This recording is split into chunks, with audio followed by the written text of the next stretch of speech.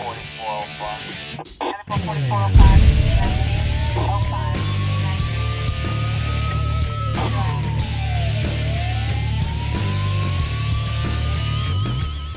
right, it's time for another edition of Calhoun County's Most Wanted. Welcome back, crime fighters. This is your chance to make Calhoun County a better and safer place for all of us by helping us lock up the bad guys. I'm Chris Wright, along with John Garlick, back from the Windy City. And apparently, John, you brought some of that wind with you. I did. I brought all the cold air down from Chicago. We had a great Thank you. trip up there talking about elder abuse. And when I was leaving Chicago, they asked me, they said, look, you're heading south.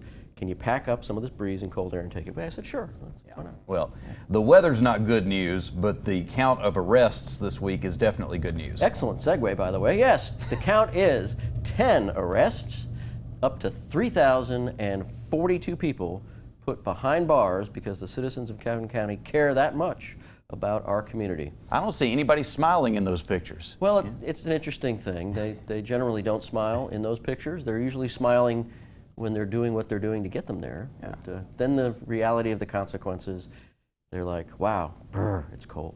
We're hoping to have lots of smiles on Saturday. My birthday is coming up. I'm going to be years old on Saturday. 29 again. Yeah, and you're invited, and you're invited as well. Everybody's invited. I'm actually donating my birthday this year to the American Cancer Society. Oh. You know, the American Cancer Society, the Relay for Life is coming up, and the slogan now for the Cancer Society is the official sponsor of more birthdays because they help people have more birthdays. So I decided I'm going to donate my birthday to the American Cancer Society. We're going to have a big party.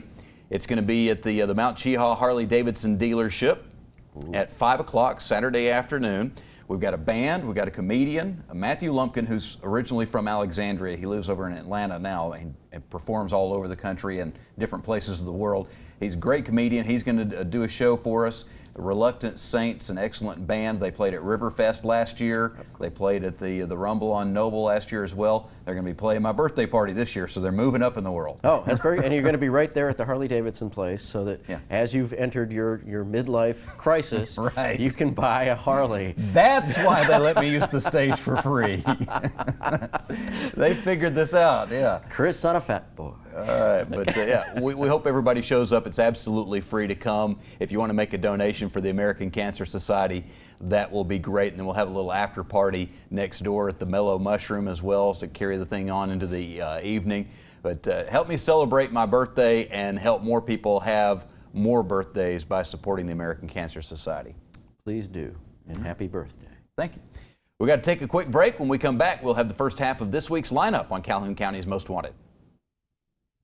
Congratulations, Sheriff Amerson, John Garlick, and Matthew Wade, my friends, for 10 years of Calhoun County's Most Wanted and over 3,000 arrests. Way to go, guys. Congratulations, Calhoun County's Most Wanted and Crime Stoppers, for 10 great years. And thank you to the citizens of Calhoun County for putting 3,000 people behind the bars. Yay! Looking for a new or used vehicle? AOD Federal Credit Union can help. We offer low interest rates and financing terms to work with your budget. We can save you time and money, whether it's at one of our convenient office locations or through one of our participating dealers. Visit an office, call, or head to AODFCU.com to get your best deal now. Low auto loan rates, always at AOD Federal Credit Union. Certain restrictions may apply. To obtain additional details and cost information, call 1-800-637-0299 or visit AODFCU.com. Federally insured by the NCUA. Hi, I'm Crystal Meth. Try me once, I might let you go. But if you try me twice, then I'll own your soul. I take kids from their parents and parents from their kids. I'll take and take until you have no more to give. I'll take everything from you, your looks and your pride. I'll ravage your body and control your mind. Now that you've met me, what will you do? Will you try me or not? It's all up to you. Hi, I'm Katina Houston with Family Links, and this is the parenting tip of the week. Raising a child is like an ocean voyage, full of raging storms, rough waves, and occasional sunny tranquility. It's hard enough with a partner, but when you're doing it alone, the difficulty rises to a whole new level. Yet parents all over the world are successfully and joyfully raising children by themselves. Just because you're steering a one-person kayak rather than a two-person canoe doesn't mean you can't handily navigate the tumultuous waters of parenthood. These tips can help smooth your journey.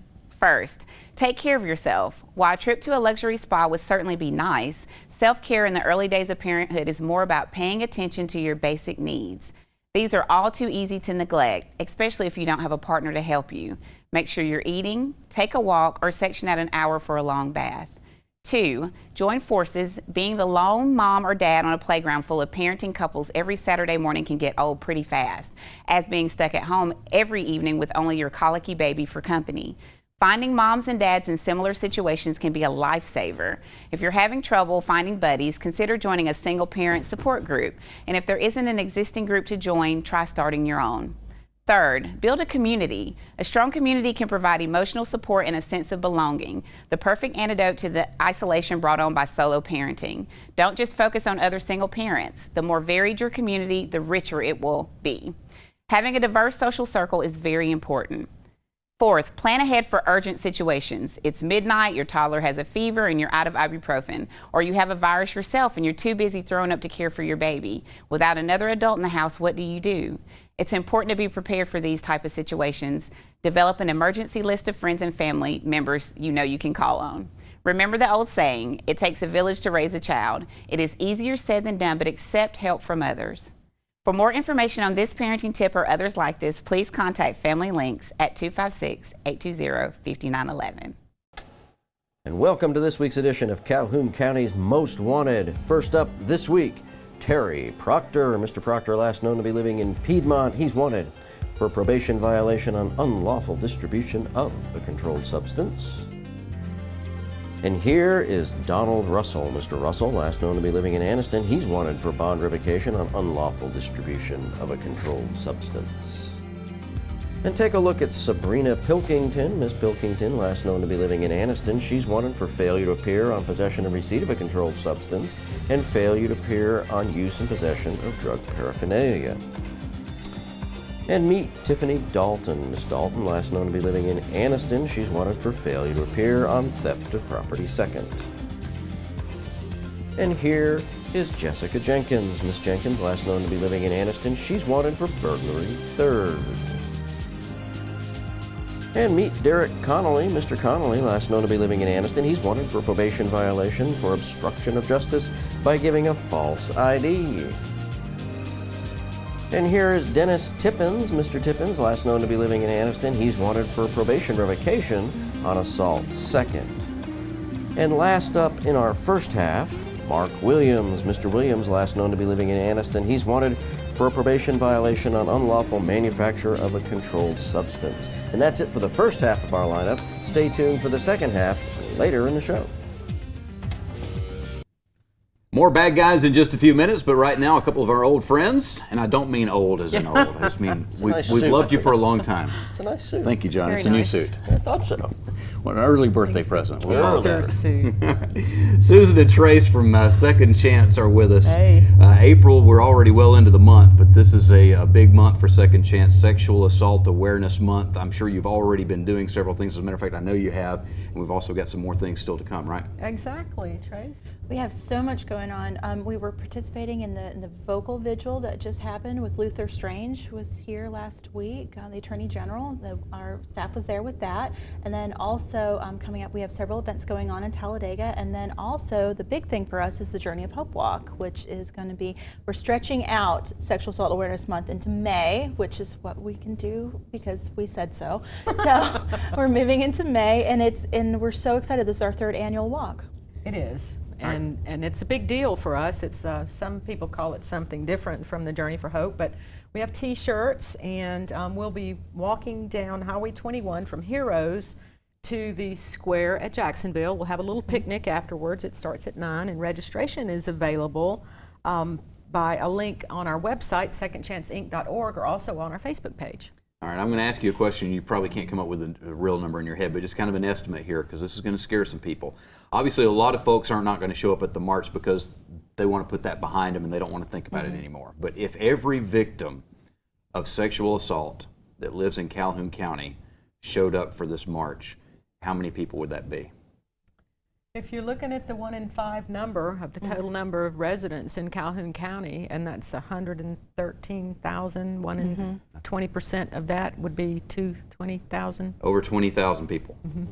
It just really reinforces the idea that sexual violence is really an epidemic, and that's something that one of the things that why we started the Journey of Hope Walk for is it recognizes how long that journey goes from that mindset of victim into survivor. And the last 2 years we've just had such great feedback from the survivors who came to the walk saying this was really just an exercise in additional healing, and they've just really have moved forward, and it's been beautiful to see. And I know a lot of people are probably watching this, people who are a little bit removed, fortunately, from sexual assault, and they may be thinking that that number's got to be inflated, that's not real. So I'm going to do something that I've never done in a public setting before. I was a victim of a sexual assault. That's at least 1 out of this 4. Yeah, and I have been as well, and it's not something that you just get over. It's something that it really takes a long time, some longer than others, for people to get better about. It doesn't ever go away because it's happened and you can't erase that, but you can come to terms with it and do like we do and make a big deal out of it, because it is a big deal. And participate in your own recovery is important. And people need to see people recovering so that they have the courage to step forward and say, you know, I need help. I need to report this, and I need to get healed. Exactly. If we've got somebody that's watching right now thinking that, you know, they're tempted to show up at this event, but they're a little bit concerned about it, a little bit hesitant. Obviously, every experience is going to be different to some degree, but what can they expect to encounter? Well, that's such a good question, because really they're going to be embraced. One of the things that is so important about sexual assault is to realize that survivors don't walk around with big signs over their heads going, I'm a survivor, this terrible crime happened to me. So, and we don't expect anyone at the walk to have to share their story if they don't want to. We don't, that's not what this is about. Really, it's a chance to publicly display the community's support for survivors. So that's one of the things that they can expect is this. It's a very empowering, very warm. There was a lot of laughing. You'll see me out there with my teal umbrella because I sunburn like nobody's business. So and perhaps we won't fall down. Here's hoping. So here's hoping. And typically the last few years we've had between 60 and 75 people. And so it's a really massive event, and it's beautiful to see. Have you ever had somebody show up that was a little bit concerned about being there, and they were nervous about what they're going to experience, and then they ended up being helpful to somebody else who was there? I think that's a common occurrence because, you know, it's our own experience, strength, and hope that helps people get through the trauma of the crisis of sexual assault. And our walk and our come-together events are a show of solidarity, and that we all stand beside each other. And what you just did takes a whole lot of courage, because it's, you know, victims often blame themselves, and it's no one's fault but the rapists. All right, so let's talk about the particulars. When we know it's happening in Jacksonville area, starting at Heroes, going up to the square. Exactly when? Saturday, May 3rd. We're going to start registration at 8:30. There's no cost attached to this, but we will have the T-shirts will be for sale for $15 each, and so we'll start walking at 9 o'clock. The Sheriff's Department will have a car walking, not walking, they'll be driving actually, behind us so that nobody tries to run over us on Highway 21, and we'll probably get to the square it's about a 5-mile walk, so at 20 minutes a mile or shorter, I mean longer than that, then we'll probably get there about 11, and we're going to do a picnic and have a nice time together. You don't have to, but if you, while you're there. It will make us feel better. And if you don't want to sign in, you can do that too. Yeah. Sure, but you know, it will make us feel better if you pre-register. People can register through our website, this www.secondchanceinc.org. We have a great new link set up with, we have an Eventbrite link with it. It's very easy to register. Like we said, it's completely free. And like Susan said, it makes us feel better to know who's coming. Exactly. So we'll have enough sandwiches at the picnic. Exactly. Our website is new and improved also, so everybody take a look at that. It's updated and upgraded. We've got a new techie on staff. Thank you very much, sir. And that's secondchance.org. Is it number 2ND? It's 2ndchanceinc.org. Okay. All right, well, we need to take a break. We are going to come back and we'll have more about Second Chance, and we'll have the second half of this week's lineup in just a few moments on Calhoun County's Most Wanted. Congratulations on Calhoun County Most Wanted and Crime Stoppers for 10 years on the air and 3,000 arrests. Congratulations to Calhoun County's Most Wanted, 10 years on the air, and the Crime Stoppers for their 3,000 arrests. Great job, guys. Keep up the good work.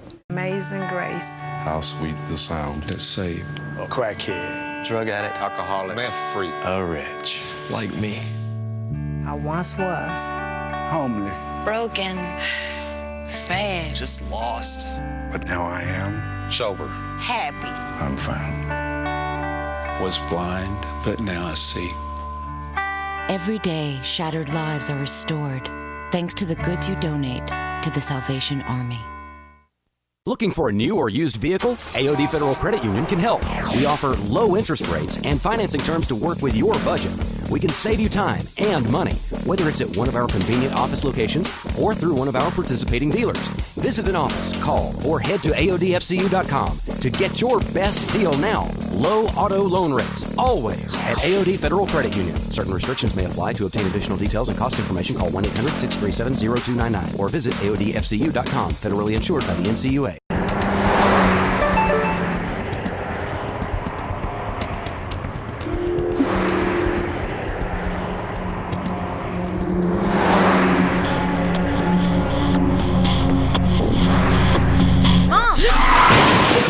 I'm Calhoun County Sheriff Larry Emerson. Don't risk your life and the lives of others by texting while driving. Put the phone down or safely pull over. Looking down for 1 second is all it really takes. Is it really worth it? And welcome to the second half of our lineup. First up this half, Justin Donovan. Mr. Donovan, last known to be living in Oxford. He's wanted for unauthorized use of a motor vehicle. And here's Dennis Williams. Mr. Williams, last known to be living in Oxford, he's wanted for failure to pay child support, the face of a deadbeat dad. And here is Floyd Prater. Mr. Prater, last known to be living in Piedmont, he's wanted for failure to appear on use and possession of drug paraphernalia. And meet Anthony Robertson. Mr. Robertson, last known to be living in Anniston, he's wanted for failure to pay child support and failure to appear on assault third. And meet Earl Witherspoon. Mr. Witherspoon, last known to be living in Jacksonville, he's wanted for failure to appear on use and possession of drug paraphernalia.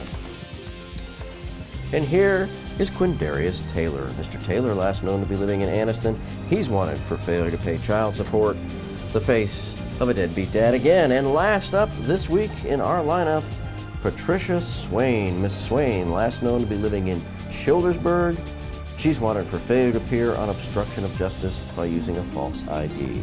And that's it for our lineup this week. If you have any information on these folks, please give Crime Stoppers a call at 256-238-1414. More crime fighting coming up in just a few minutes. We'll have the Crime Stoppers segment of the show. Hopefully you can help us figure out what happened with some of these crimes. Were there any crimes committed, by the way, while you guys were in Chicago together last week? Because we mentioned you were there, but... No, what happens in Chicago stays in Chicago. Did the Giordano's Pizza stay in Chicago, or did you bring me back some? No, I didn't bring it back. We wanted some to. Of that. I brought some We back. thought about it, and we got it back to the hotel, and then it didn't happen. All right, well. Moving on to the next topic of conversation about Second Chance and what you guys do.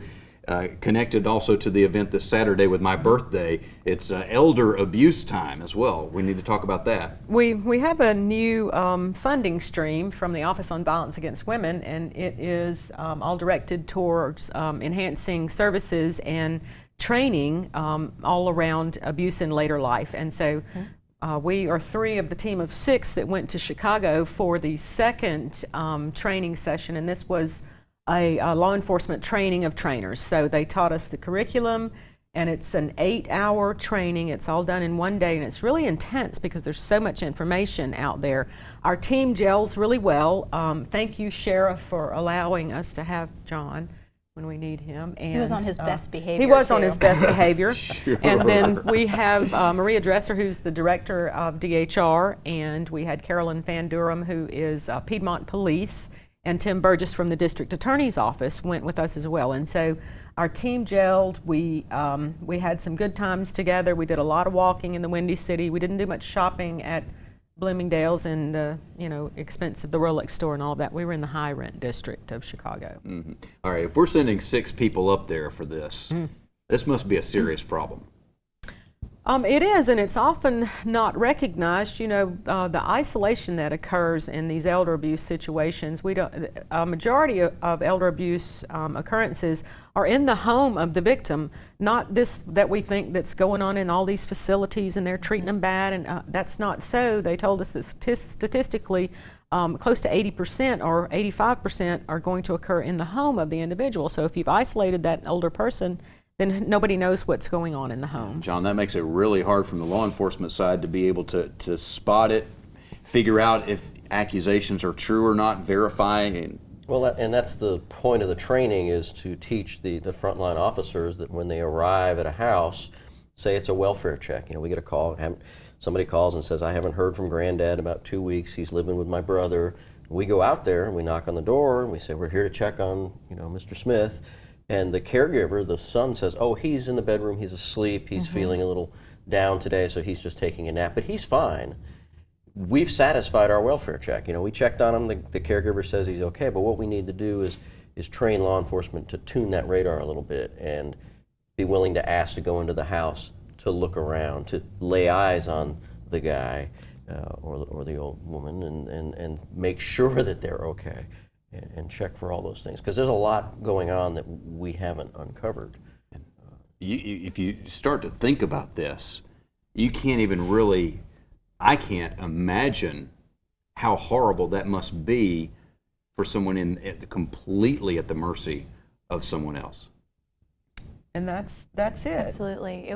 That part with the training was really intense as well, to really recognize how much this is going on. And when it's a caregiver, there's that extra level of trust that's just broken. And it was devastating to see some of the things that they were training us on. Oh, it was. And then you've got to get over the ageism that goes along with it, where you're a family member and your older parent is telling you things that might be happening to them, and you minimize it or discount it because, maybe they do have dementia. But just because they have dementia or Alzheimer's or are otherwise feeling disoriented because of a medical condition doesn't mean that what they're telling you isn't true. So what can we do? Pay attention. Learn what the signs are, learn what to look for, and by all means err on the side of safety. It's kind of like where we were 20 or 30 years ago with child abuse. It was one of those things, how do you recognize child abuse? Well, everybody knows now to be alert to that. We have mandatory reporters and stuff. So we've only got a couple of minutes left. What are the signs? Take us there. What are the signs? Isolation is huge. If the older person stops going to the church circle or the bridge club or the whatever, where she or he regularly shows up, that's a big deal. And it's the people around this older individual that are going to have to recognize that and ask the questions. If you are first responding to a scene and you see that the house is in disarray, if you are allowed into the residence and perhaps 2 officers are there and one's entertaining the abuser and the other's looking in the refrigerator, there's no food in the refrigerator, there aren't any medications by the bedside table of the older person that's bedridden, or are really signs to say that perhaps there's some economic abuse going on there as well, and neglect, because if you have this caregiver that's not feeding, we saw a couple of videos that were just, I could not believe that an individual could that could happen, and it was really horrifying. So paying attention, 60 and above are where the laws apply in the state of Alabama, and making that extra effort as a first responder to get into the home somehow and make those observations. And in the next few weeks, we'll be starting what's a community needs assessment, where we'll be going out to the 60 and older population and also to service providers to be finding out more information about what the specific needs are.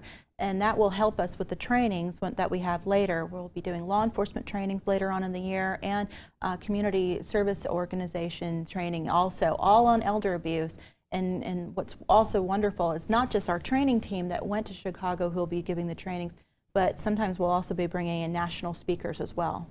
Obviously, we've brought back a lot of great information. We can't share it all on the show today, but the information is here in our community. So if you've got questions, call Second Chance or call John at the Sheriff's Office, and they will help you find the answers that you need. We'll be right back in just a few moments with the Crime Stopper segment of the show and our Crazy Criminal of the Week on Calhoun County's Most Wanted. Congratulations to Calhoun County's Crime Stoppers and the Most Wanted program that airs on the TV all the time, and for being on the air for 10 years, and also for arresting over 3,000 people. Great job, guys. More than half of kids 12 to 17 years old have personal web pages, videos, or blogs. It's called social networking. As a parent, you should be monitoring your child's web pages. Find out the name of their site and go to it at least 3 times a week. Check for inappropriate material, for pictures, comments, and messages. Make sure your child doesn't post their personal information. Software is available to help you monitor your child's internet use. I'm Calhoun County Sheriff Larry Amerson. For more information, log on to our website or call the number on your screen. Amazing grace. How sweet the sound that saved A crackhead, drug addict, alcoholic, meth freak, a wretch like me. I once was homeless, broken, sad, just lost. but now I am Sober. happy. I'm found. Was blind, but now I see. Every day, shattered lives are restored thanks to the goods you donate to the Salvation Army. Looking for a new or used vehicle? AOD Federal Credit Union can help. We offer low interest rates and financing terms to work with your budget. We can save you time and money, whether it's at one of our convenient office locations or through one of our participating dealers. Visit an office, call, or head to AODFCU.com to get your best deal now. Low auto loan rates, always at AOD Federal Credit Union. Certain restrictions may apply. To obtain additional details and cost information, call 1-800-637-0299 or visit AODFCU.com. Federally insured by the NCUA. And welcome to the Crime Stoppers portion of our show, where we ask you to put on your deer stalkers and help our investigators with these cases. First up on your caseload this week, between April 9th and April 10th, this residence on Santa Fe Drive in Anniston was broken into. 2 laptops were stolen. And between March 31st and April 4th, an antique drill press and mule plow were stolen from this residence on Highway 9 in Piedmont. And last up on our caseload this week, between April 10th and April 12th, the 2013 Husqvarna riding mower was stolen from this residence on Pine Manor Road in Alexandria. And that's it for our cases this week. If you have any information on these, please give Crime Stoppers a call at 256-238-1414. Remember, we really just want your information. We don't want your name. Stupid! You're so stupid! Well, unless you're watching a replay of this, it is tax day. We all love taxes, right? We do. Love them. Love them. Everybody hates taxes, especially this guy up in Illinois where they've got, I didn't realize this, they've got a higher tax on sodas than they do on many other things. And this one particular individual didn't like it when he was charged a 22-cent tax on his 1-liter bottle of Pepsi or Coke or whatever drink it was. Soda, because they say soda up there, not Coke. Yeah. So he pulls out his automatic rifle, 22 caliber, and says, "This is my neighborhood. I don't have to pay taxes on this stuff," and threatens to kill everybody in the store. Excellent. Over 22 cents of tax on his 2-liter. Slight overreaction. Just a little bit.